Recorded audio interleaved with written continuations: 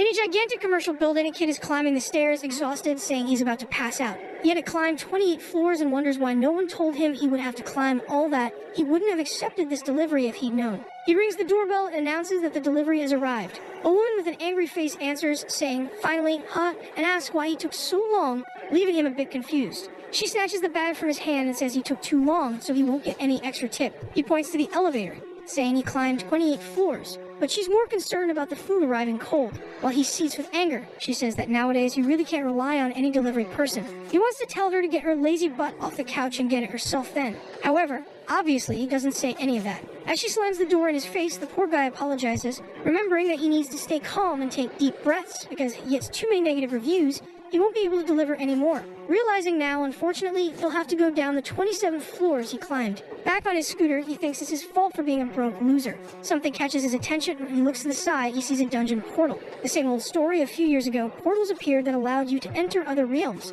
These realms were full of creatures, a threat too strong for humanity alone to defeat, until one day the gods selected some humans to give extraordinary abilities to. These selected people would be the ones to venture into the dungeons and be called hunters by the rest of the world. But for him, seeing a portal is bad news, since he'll have to take a detour to another street because entering it would be dangerous. Suddenly, he receives a call from his boss, scolding him, wanting to know what happened with the last delivery. The boss tells him to stop causing problems since he has a lot to deal with. He says the order he delayed was for an important person, so he'll go a week without getting any orders. He tries to say something, but the guy has already hung up. He sees in the apps review section that the woman from the 28th floor threw the food in the toilet because she said it was old and cold. He wants to call the boss to explain what's going on, but is being ignored. Now the boy is screwed. He's already late on his rent this week. Staring at the gate, he just wonders why he can't be one of the chosen ones and live a peaceful life as a hunter. Exhausted, he just wants to go home and calm down. Until Hart plays on his phone, indicating he received a delivery request. That window surprises him since he had never seen it before. He decides to click out of curiosity.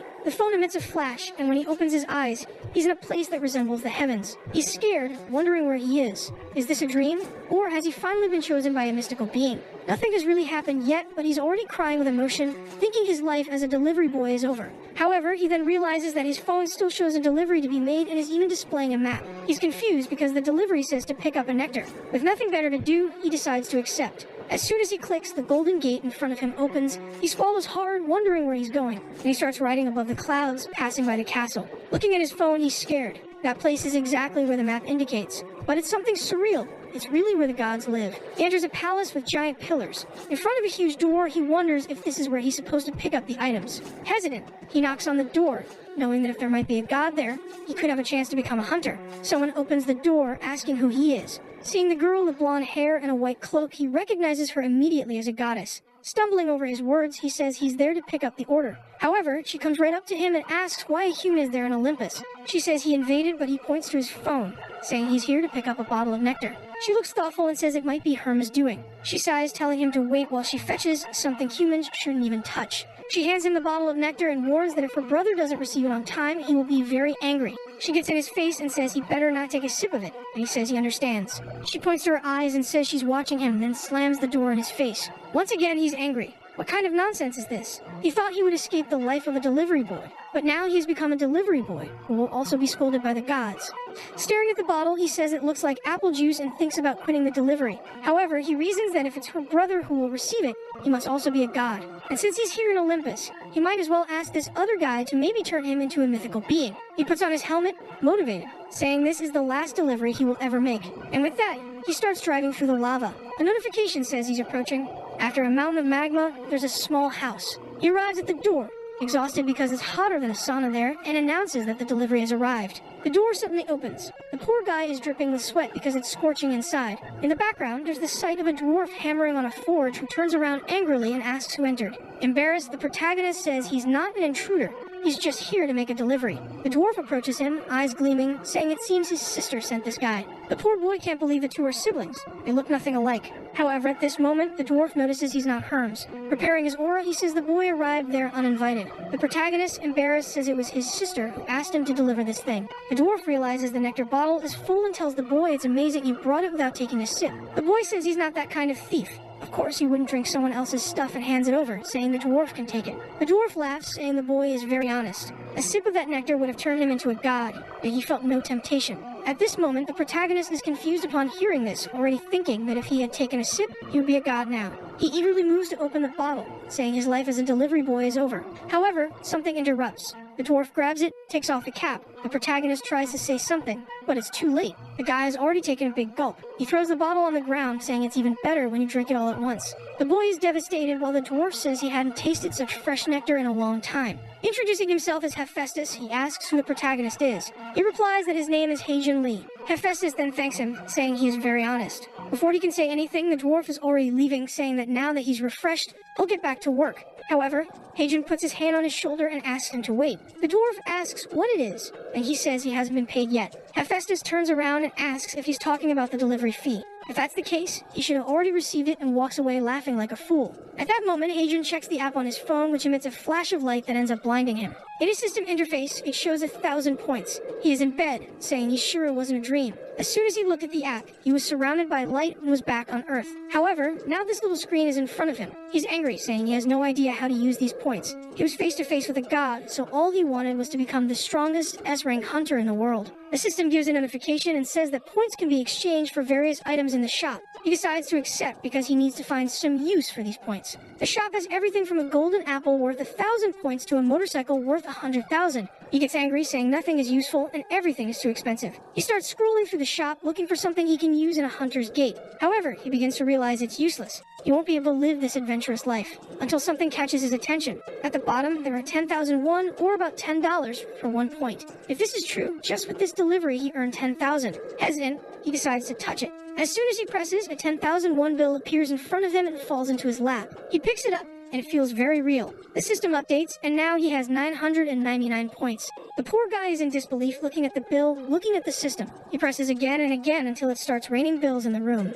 Now the sneaky grin on his face has changed. He throws the money up in the air, saying that's what he likes. In the next scene, he's even eating ramen with sewer worms, completely happy and obviously radiant. He went to a deposit machine and tested the money, which worked perfectly. He's crying with emotion that he earned around $10,000 from one delivery. The woman in the shop asks if it's really that bad, and he says it's actually too good. He's like a madman laughing alone in the corner of the restaurant. He's wondering what to do with the money when the TV talks about a guy's recruitment. He watches the news about the guild's preparation for the Tartarus Gate, the most dangerous one of all. The guy hired someone who placed in the top 5 of the hunter exam and has a contract with the mythical being Hephaestus. He recalls that Hephaestus is the name of the chubby dwarf, who now is the best customer he has ever had. He leaves the restaurant with a full belly, and then his phone rings. He figured something like this might happen, so he brought his scooter. The phone glows, notifying him of a new delivery, and as always, he gets teleported. Once again in Olympus, he opens his eyes. But this time, he's in a gigantic botanical garden. He's wondering where to pick up the delivery when someone calls his name, Haejin Lee. A girl appears, introducing herself as the goddess Demeter.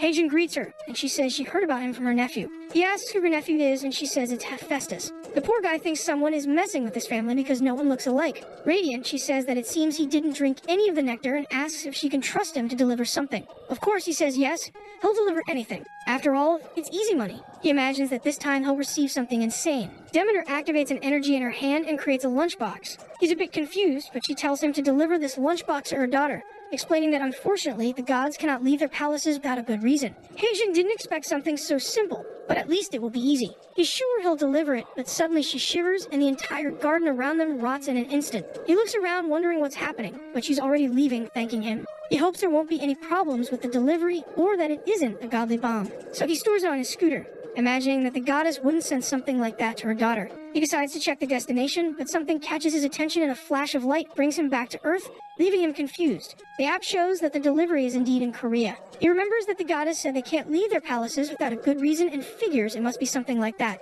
Apparently, he will meet her daughter when he gets there. He's never been so excited about a delivery before, already curious to know how many points he'll receive. Upon arriving at the destination, he takes off his helmet, saying it must be a joke.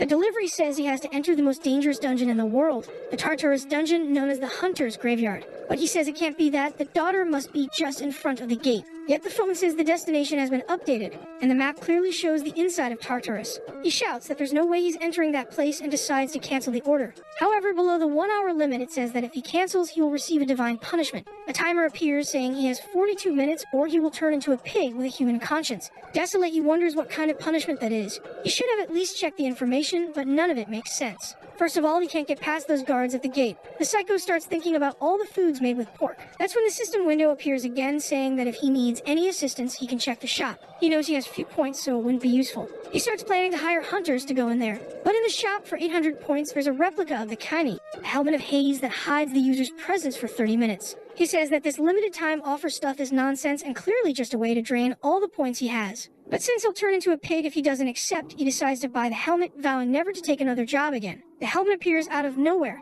and as he tries to grab it, it rolls away. What a fool. Now equipped, he has 38 minutes to make the delivery. He easily rides past the guards who don't notice his presence, only sneezing due to the cold wind. He heads towards the gate, terrified since it's one of the most horrifying places in the world. But with no other option, he goes on. Hajin Lee, a 20-year-old delivery boy with no hunter's license, no mythical contract, no supernatural powers or physical abilities, defies all odds. He becomes the first person to reach the deepest part of Tartarus. Looking around, he says there's no one there, but at least he got there quickly and won't be turned into a pig. He starts shouting, saying the delivery has arrived. From the darkness, a three-headed wolf stares at him. The poor guy is terrified, wondering what it is. The beast comes drooling, ready to bite him. He, with no powers, thinks it would have been better to turn into a pig. The creature approaches face to face. He knows this is his end. He spent all he had on this damn helmet and now served himself on a platter to this monster. But then he remembers he had two uses of the helmet. The monster leaves to bite when he activates the helmet again. But now he's already under its teeth. It's too late. Until someone tells the beast not to eat anything dirty.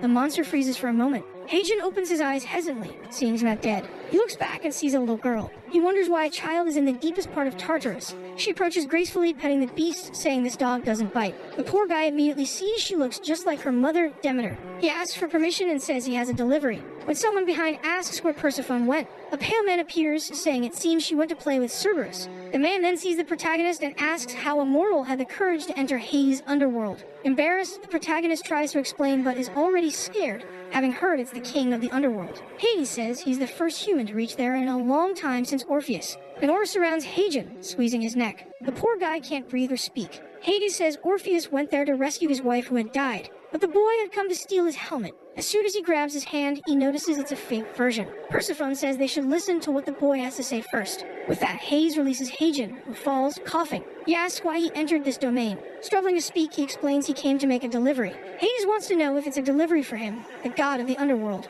The protagonist says that's not the case, and he brought something that his wife sent for their daughter. They look at each other confused. Hades wants to know why he's making the delivery and not Hermes. Trembling, Heijin says he doesn't know why, but that's what he was told to bring. Persephone recognizes the lunchbox sent. Hades asks if Heijin didn't say it was his wife who asked him to bring it. The poor guy says yes. She asked him to bring it to her daughter. Persephone explains that it was made by her mother-in-law. The girl is all radiant, saying it arrived warm. But hearing this, Heijin wonders if the two are a couple. He points to Hades, saying he's disgusting and too old for it. Whoops, he covers his own mouth, realizing he spoke without thinking. But Hades heard him clearly and tells him to repeat those words to the king of the underworld. The protagonist starts babbling, trying to apologize but trembling. Hades just stares at him and then starts laughing like a fool. The protagonist is confused and Hades says he never imagined a human would have the courage to insult him, the god of the underworld. He asks Heijin's name, who responds while shaking. Hades warns that since this is the first time, he will forgive the insolence. However, if he does something again, he only needs to point a hand, and Heijin is surrounded by energy,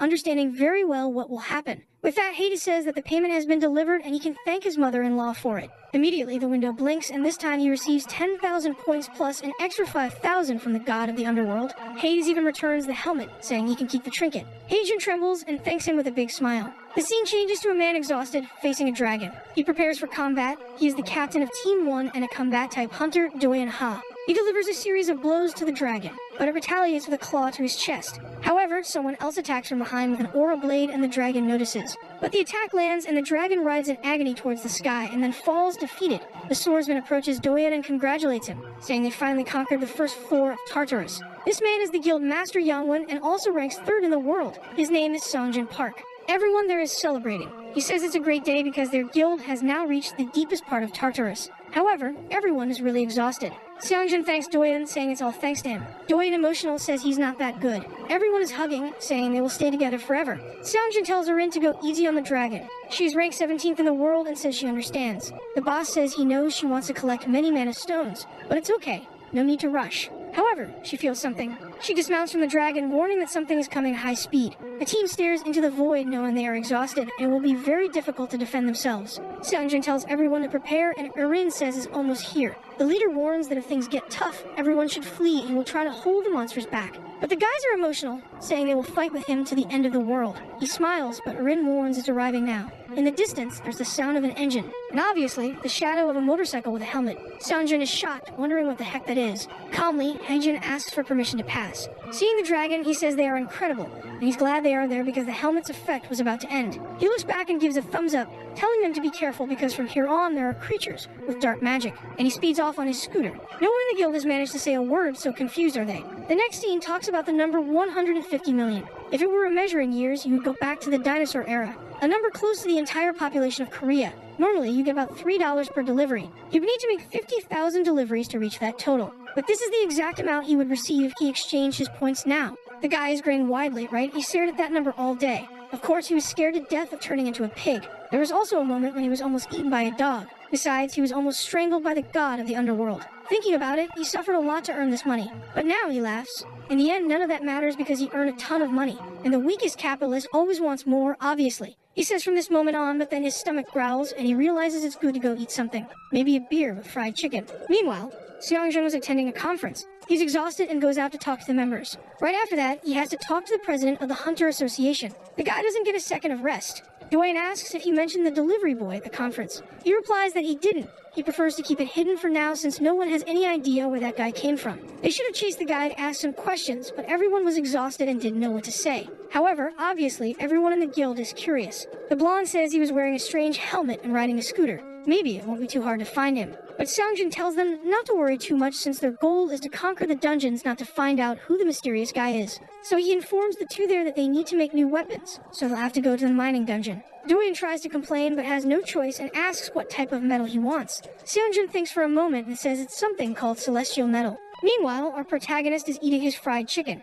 He was excited to eat until his phone rang. He jumped up, not wanting to miss any orders from the gods. He was hungry, but in a flash of light, he found himself surrounded by mountains. And right in front of him was Hephaestus' house once again. That's when he realizes he forgot his scooter and helmet. While he's wondering about this, someone is behind him. Suddenly, someone calls out to the boy, and he turns to see Hephaestus with tears in his eyes. Haejin asks why he's not inside the house. Crying, Hephaestus says he was expelled. Haejin is confused and asks what he's talking about. He explains that he was drinking and eating with his brother Dionysus when someone appeared, calling him dear and asking why he was drinking again. With that, the two were expelled and she said they shouldn't even think about coming back. Dionysus left immediately, but the little dwarf is abandoned there. Haejin says he understands but asks what he wants him to deliver. Desolate, Hephaestus says anything to drink or eat. Since he was expelled, he hasn't eaten anything. He implored, but even his sister didn't have nectar, and now only Haejin can save him. Haejin kind of understands but has no idea what a god eats or drinks. Lying on the ground, Hephaestus says if he could have some kind of meat with alcohol, it would be perfect.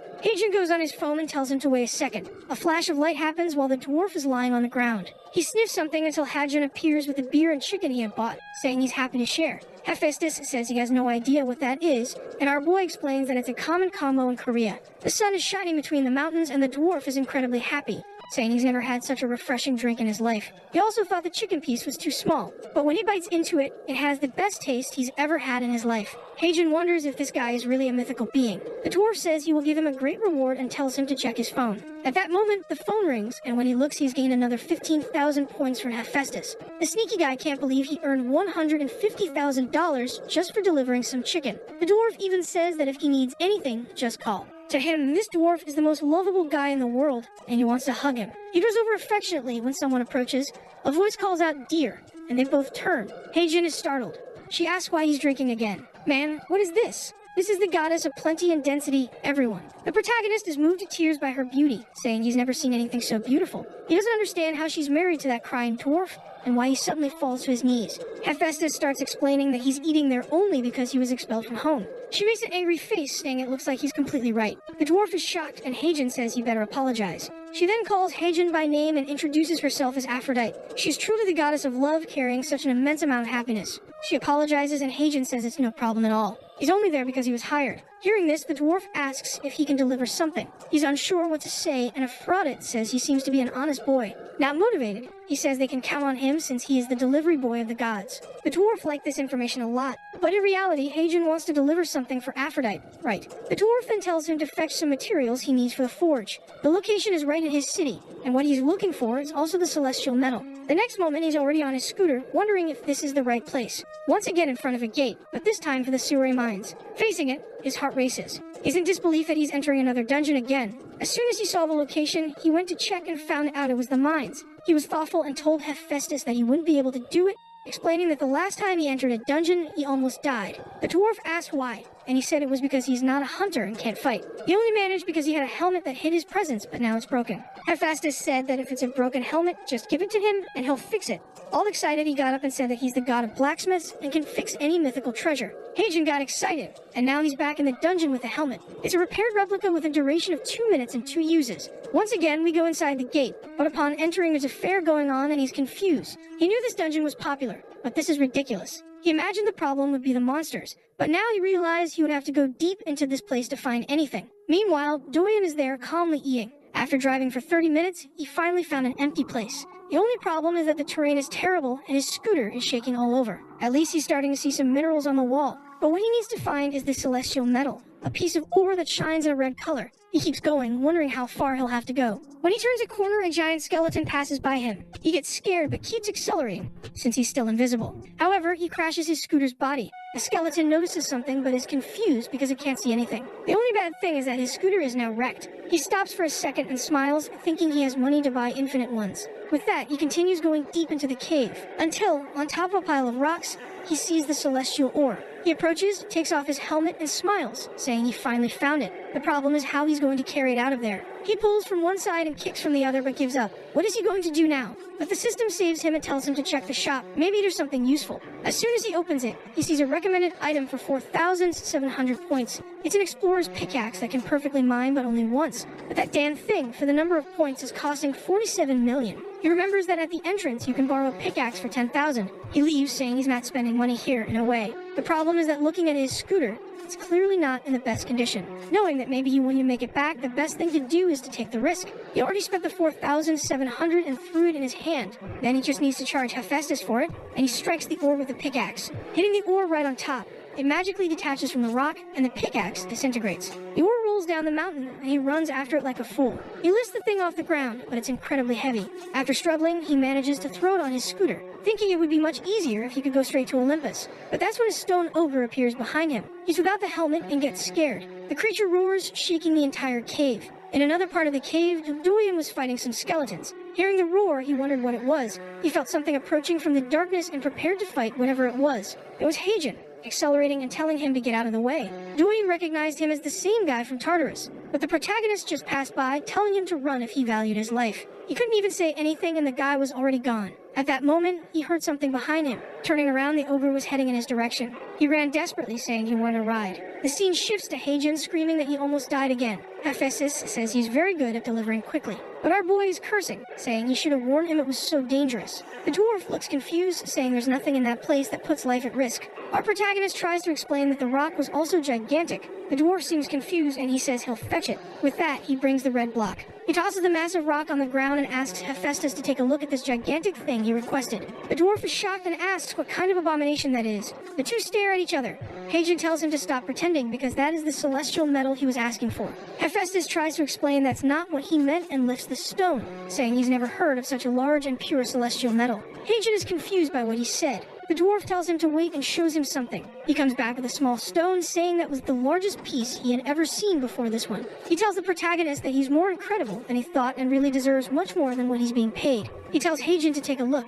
Hagen is shocked while the dwarf is all excited about his rock. He was supposed to be paid 20,000 points for the delivery, but he received an extra 30,000 points for the size of the stone. He's dizzy, having received $500,000. The dwarf explains that he had to pay more because it would be ridiculous to take just a piece and tell him to take the rest back. Hagen falls to the ground and thanks him from the bottom of his heart. The dwarf tells him to get up, but the boy says he can't. His legs want to express their gratitude. The news reports about the earthquake that happened in the Suri mines. Seongjin asks Doyen if he's really okay. He says yes, but warns that the mines will be closed for a while. Seongjin asks what happened, and he says there was a giant golem there. and that guy who was at the Tartarus gate appeared again. The strangest thing is that the golems seem to be chasing him. Hearing this, Seongjun starts thinking about recruiting the protagonist. Doyen says that if he wants, he can find him. He remembers the guy's bike and license plate, and also got the place's recordings. The leader thanks him, saying bringing someone like that to the guild would be very good. He's happy the guy wasn't hurt, and says that from now on, he'll handle these things. Radiant, Doyen thanks him and says he'll follow him to the end of the world,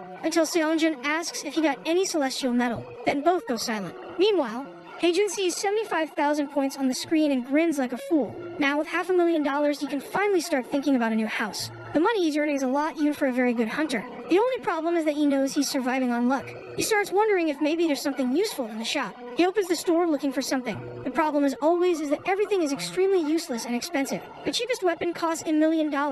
Not to mention it's all replicas, so it probably won't last long. Maybe he should give up trying to defeat monsters. Until something catches his attention. A level 1 racing suit. It significantly enhances the user's physical abilities according to the suit's level, but it costs 50,000 points. He's angry that the system doesn't recommend these good things to him. The only problem is that he doesn't know how effective it is, and 50,000 points is quite expensive. He thinks about it and decides to buy it as an investment in his work. That way he'll be able to make more deliveries. He buys it, there's a flash of light, and the suit appears in front of him. Now there's no turning back. He's left with 25,000 points, but the boy is equipped. Wearing it, he finds it strange that although it's a bit uncomfortable, he feels like he's not wearing anything. Moreover, it doesn't seem to heat up. He decides to test it. Meanwhile, Doyen is desolate in the city. He was looking for the protagonist, but even with the license plate, he couldn't find his address. Since the guy didn't do anything illegal, there's nothing about him with the police. He's shouting alone, wondering how he'll find this bastard. At that moment, the protagonist stops and tells him the light is green. Doyen apologizes and steps aside, saying it seems everyone likes to use that same bike,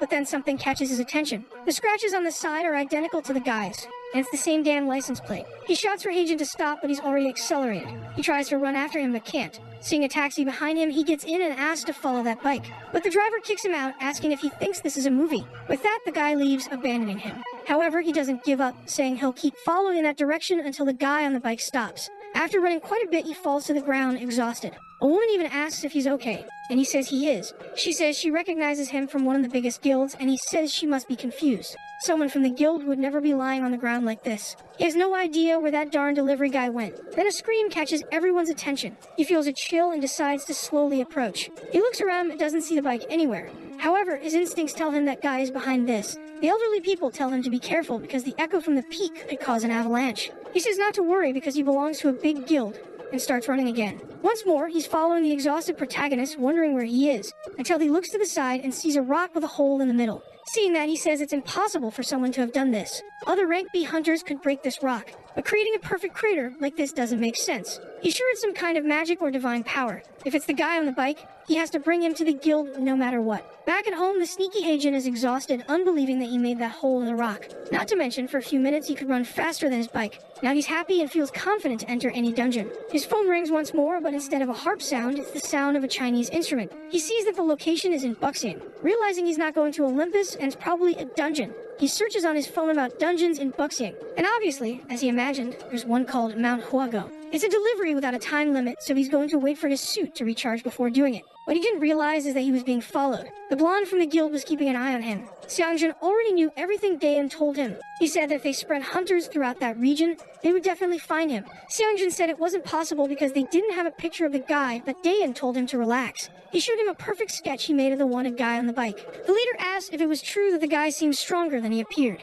Daeun explained about the Pierce Rock he saw. It's not something a normal hunter can do. Now they're motivated to recruit the protagonist before the Black Dragon Guild can find him. Although Youngwon is currently at the top of the Korean guilds, the second largest guild, Black Dragon, has been growing a lot in recent years. However, they are the type of guild that commits any illegal activity to increase their influence. The leader says they can't lose someone so good to a guild like that, especially since they've been getting more and more suspicious lately. Daeun says he can trust him to recruit this guy. The next day, when Haejun arrives at the mountain, there are a lot of people at the entrance, but he saw online that this place wasn't popular. As he approaches, a guy tells him to stay there. Startled, he realizes the guy is actually talking to a little boy right behind him. He hears people talking about something related to the Black Dragon Guild. Our protagonist knows that's one of the guilds that likes to monopolize some gates. However, he goes in since it's none of his business. As soon as he enters the dungeon, he receives a message that he's near the delivery spot. He walks a bit more and the phone says he's right next to it, leaving the poor guy confused. Then he looks to the side and understands they want him to climb to the top of the mountain. Remembering the stone golem, he gets scared.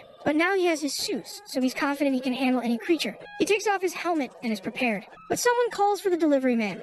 A face on the ground calls out to him. Heijin is startled. It's the head of a monkey talking to him. The monkey tells him not to be so scared. Hasn't he ever talked to a monkey before? He's a bit unsure of what to say and asks if the monkey ordered the delivery. The monkey says a kid with a winged hat told him that if he wished hard enough, someone would appear to complete the request. Our protagonist wonders if that child with the winged hat is behind all of this. The monkey then says there's something he wants Heijin to fetch, and the protagonist says to just ask. The monkey introduces himself as the beautiful monkey king or the victorious Buddha. However, people want to call him, some like to say he's the great Sun Wukong. Heijin immediately thinks of Goku and approaches, asking why the monkey is stuck down there. Sun Wukong says he was punished just because he stole some peaches from the Jade Emperor's tree. All he wanted was a bite, but as soon as he touched it, he was imprisoned under the mountain. Heijin says he understands and asks what he wants him to fetch. Wukong says it's nothing too much, just follow the direction behind him and he'll find a pile of trash. There's a hidden box he wants Heijin to bring back. Heijin thinks about this and sees it 6 miles away. Since it's not far, he says he'll be back soon and sets off.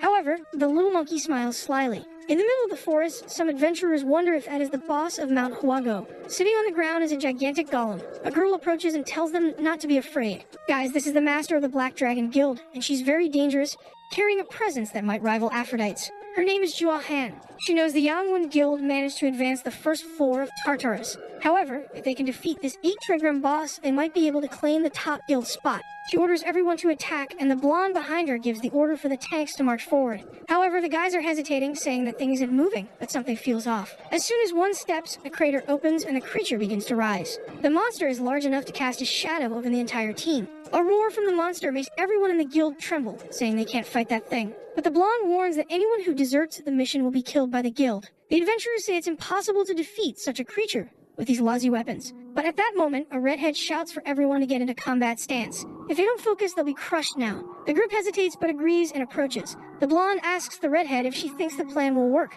She doesn't seem too concerned, saying she doesn't know either. In the forest, Heijin was riding his scooter until an earthquake started. Even some monsters were running from the same direction. Seeing the smoke in the distance, he knew it wasn't good. But since his suit was still on cooldown, he felt confident and decided to check it out. The adventurers were getting battered. One stomp from the golem and they were gone. The rear team tried to give support, but those arrows did nothing to the monster. The redhead, realizing nothing was working, saw a mage beside the leader telling her to do something since he was there to register, not to fight. But Jua says if everyone survives, it will affect her guild's reputation. The guy is confused but gets punched in the face, knocking him out. She says they're only there to help her conquer the place. Since no one could hear anything due to the battle, they kept advancing. The redhead used a jumping ability to launch himself at the golem and landed a direct hit on its head. He shouted to everyone that he created an opening and for them to attack. With that, everyone started surrounding the monster. After much effort, it fell to the ground. The team celebrated, saying that finally the attacks were working. They all cheered, saying they would get out alive. However, the golem suddenly reawakened. Some gears heated up and it started to rise again. Johan seemed excited that the boss was entering phase 2. It now looked bigger and stronger. From the back, Heijin observed everything, wondering where's the like button on this video, my friends? If this video does well, I will bring part 2, so activate the cheeky little bell, and I'm out.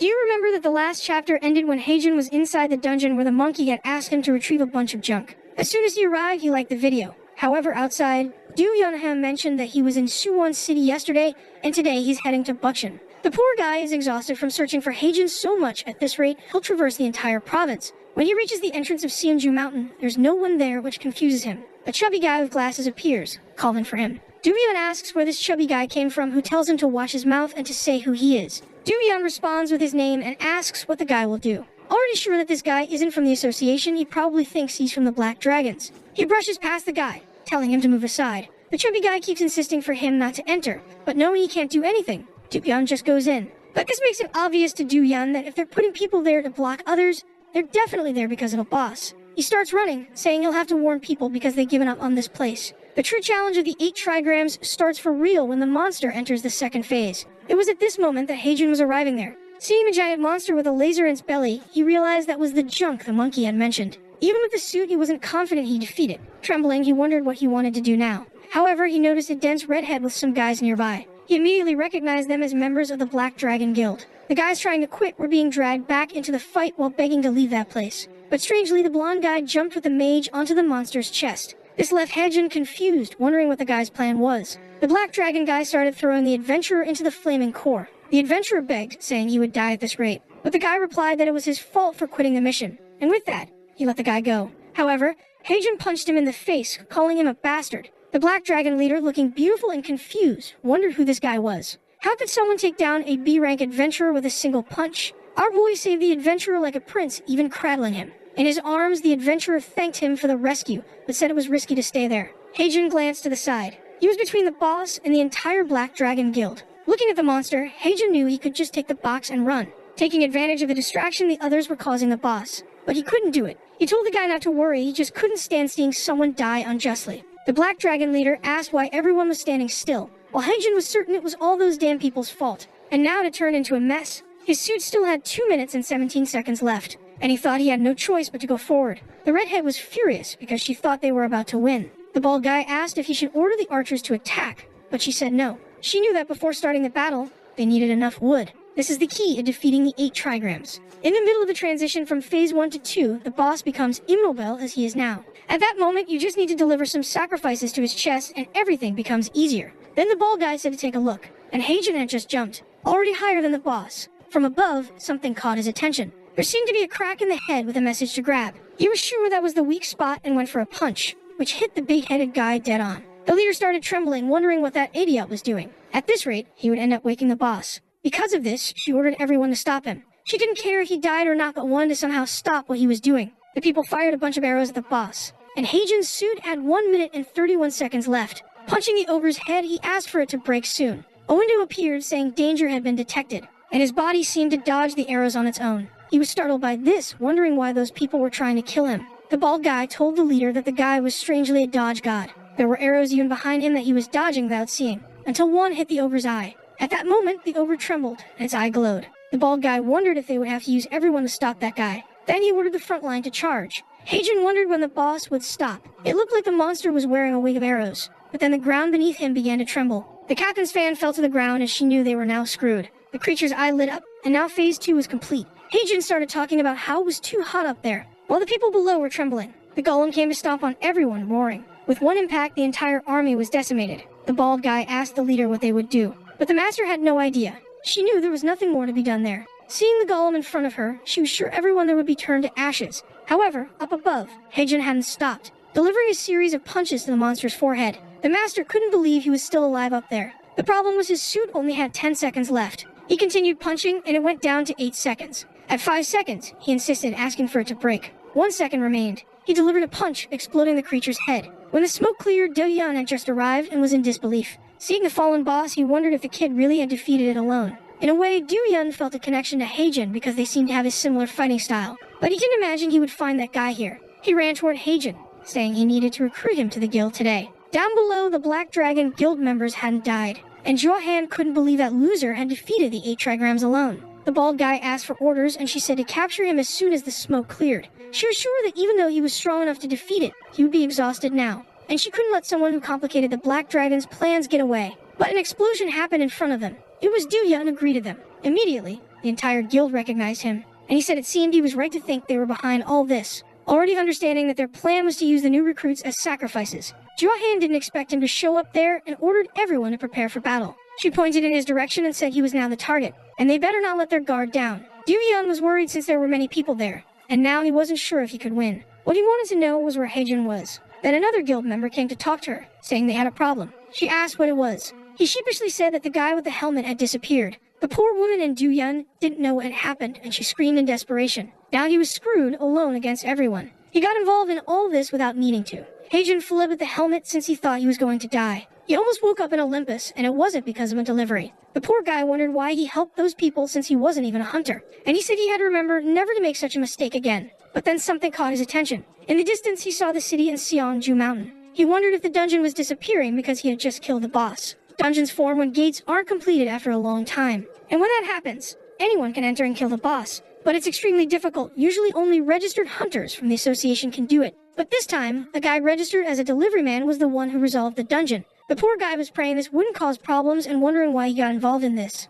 Then he remembered. Back with the monkey, he said it seemed the boy took longer than he thought. Heijin, crying, explained that the request was impossible. The monkey told him to stop stalling and explain what happened. Heijin cursed, explaining that he had said it was just a piece of junk. But when he got there, it was a giant ogre that shook the ground with every step. Not to mention it had a laser that almost burned him alive. Kong said that was impossible and asked if the 8 trigrams had gone crazy, noting that it was a peaceful creature that doesn't move until someone hits it. Then the protagonist realized that if it weren't for the black dragon, it would have been easy. Now he was motivated to wipe the floor with their heads. After those bastards dared to interfere with his deliveries, the monkey then said he realized from what he said that he probably didn't get the box. But Heijin said he did. Wukong asked how he did it, and Heijin said he exploded the monster's head and brought the box to Wukong, asking what the deal was. The monkey chuckled and began to go crazy, saying he was incredible. Even though he had defeated that creature in the skies, the monster here on Earth could still destroy any human. He asked for the protagonist's name, who responded. The monkey then extended his hand, saying that today he met Heijin Li. At that moment, something burst out of the box.